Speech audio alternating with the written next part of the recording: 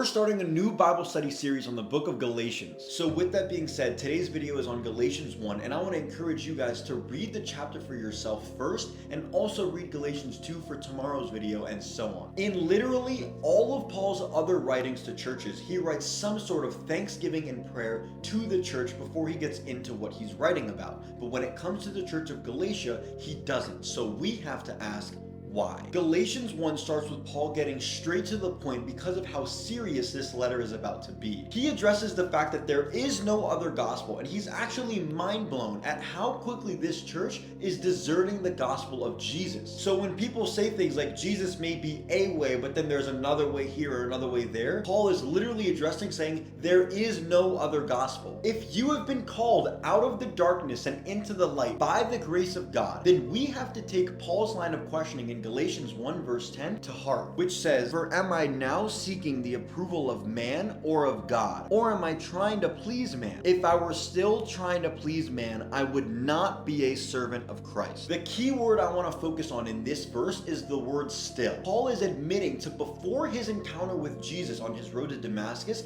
he was climbing the ranks of Judaism to please man. But he is now living a life that is submitted to Christ, and he fully believes that he has died and is now a living sacrifice for Jesus to live through him. Which leads me to a key word in verses 15 and 16 that say this: "But when he who had set me apart before I was born, and who called me by his grace, was pleased to reveal his Son to me in order that I might preach him among the Gentiles, I did not immediately consult with anyone." The key word is might. Even though Paul was set apart by God to do great works for God, he still had to accept the calling that God had over his life. Which leads me to verses 23 and 24 that say this: "They only were hearing it said, 'He who used to persecute us is now preaching the faith he once tried to destroy, and they glorified God because of me.'" Don't you get it? The way that Paul was living his life before his encounter with Jesus versus after his encounter with Jesus